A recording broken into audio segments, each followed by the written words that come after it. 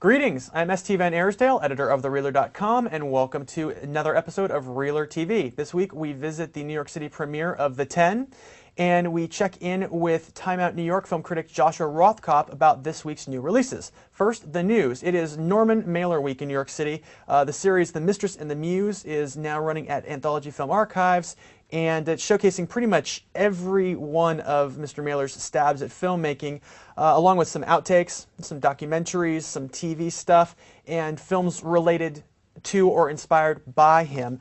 He was at the Walter Reed Theater last week, and he discussed everything from his 1987 quasi-noir Tough Guys Don't Dance to his contempt for Jean-Luc Godard, no pun intended. And he also will be showcasing his underground films this week in New York, including the 1960s works Wild 90, Beyond the Law, and Maidstone, from which that classic YouTube clip of him fighting with Rip Torn was called. Do we have that video anywhere? You crazy fool! You're supposed to die. You Mr. Kingsley, you must die, not Mailer. Not Mailer. I don't want to kill Mailer, but I must kill Kingsley in this picture.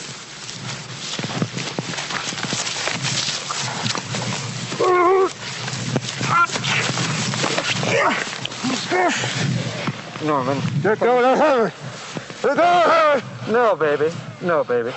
Ouch. Okay, well, continuing on, this week also marks the DVD release of the documentary Crazy Legs Conti, Zen and the Art of Competitive Eating, which follows the notorious New York City eater on his quest for glutton glory. But more than that, the DVD features a marvelous new innovation called Taste-O-Vision, which we are told, quote, recreates the taste experience as it happens on screen, and evoking a life-like oral experience in the flavor receptor cells of the moviegoer. Coffee, sushi, beer, butter, everything's there. So if you get a chance, you might take a look at that and, or I guess have a taste of it, who knows. So finally, Harvey in the news this week. Actually, the big news is that there is no news. Harvey is not in the news this week. Harvey did nothing this week. We hear that he's kind of tied up in reading Harry Potter. It's anyone's guess, but we just know he needs to get back to the Diet Coke, get back to the set, and start making news again. It is your world, Harvey. We're just living in it, and we need you.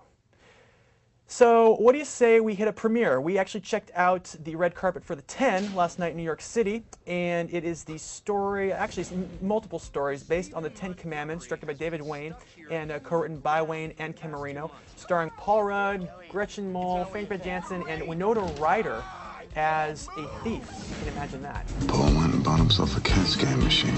Like a hospital CAT scan machine? You know what? We're gonna get a CAT scan machine.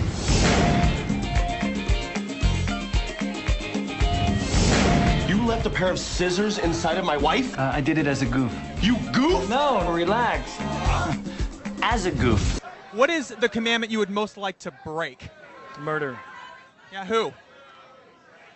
Oprah. What's the most recent commandment you've broken? Murder. Ah, wonderful. Thanks so much. Anything you can tell us about it? Oprah. So what is the commandment you would most like to break? I don't want to break any of the commandments. You're just too good, right? I'm just a good girl, yeah. So what's your favorite commandment? Well, right now, because I'm about to be a mom, it's honor thy mother and thy father. Congratulations. Thank you. If you could break any one of the 10 Commandments, what commandment would it be? I would break all of them. Oh, what's the first one you break? Discriminate. You know what I mean? When you can break all of them, you break all of them. Don't just stop there with one. Exactly. So what's the last commandment, the most recent commandment you broke? I think I broke all 10 today. What do you guys want to ask me? What's your favorite commandment, Paul? Oh boy, my favorite commandment. I'm going to say, thou shalt not go swimming for at least half an hour after one eats a big meal. Ooh, that's a good one.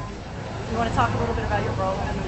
I'll play a guy who eats a huge meal and then immediately goes swimming and suffers the repercussion. We're talking major cramps. So if you could choose any one of the 10 Commandments to break, what would it be? Well, I've broken many of them actually, especially when it comes to lying. And also, when I was about 16, I murdered my brother. So that would be another one. And you're here. You know, it's a miracle. I know. Well, it was he did something that made me upset, and so it was I got away with self-defense. Do you want to talk about it at all? Yeah. Basically, he made out with my girlfriend. So he broke a commandment, and next thing you knew. It's like tit for tat, an eye for an eye. Exactly, so biblical. Well, congratulations on the premiere. Thank you. Who's got what? Budweiser, Corona? Who's got a Corona? And Amstel. So the first one we're going to talk about is This Is England. It's Shane Meadows' new film. What can you tell us about the film, Josh? Well, This Is England is Shane Meadows' new film. Shane Meadows is a regional director from the Midlands in Britain.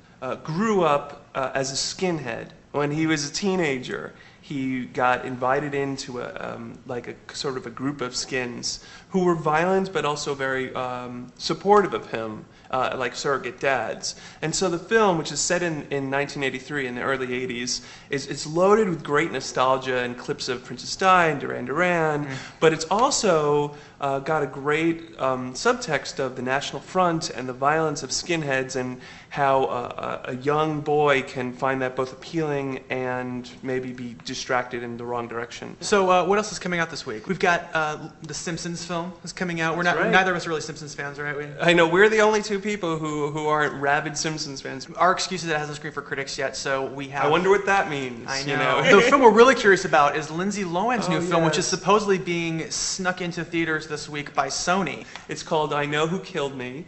And, Lindsay's got her own personal issues to deal with, and she's not doing press for the film, strangely enough. Critics are sharpening their knives, and there's probably going to be plenty to talk about, but I think that if maybe we look and see the actor, there might be some performance there to recognize. And who knows? The really frustrating and kind of sad thing is that Lindsay Lohan, who is very gifted, we've seen her work in things like Program Companion, for example. Right. She's really talented. But now insurers won't even underwrite her films. That's a big most problem. recent independent film she was supposed to do with Shirley MacLaine. They couldn't get financing. The producers could not make the film because no insurer would back a Lindsay Lohan film. And wouldn't you know it, no sooner do we go extolling the virtues of Lindsay Lohan than she gets arrested for trying to run down her ex-assistant's mother. I'm Lindsay Lohan. Telling you, please don't drink and drive. Be safe. Way to go, Linz. So anyhow, thanks again to Josh Rothkopf for joining us on this episode of ReelerTV. Thanks to our host at the Pioneer Theater.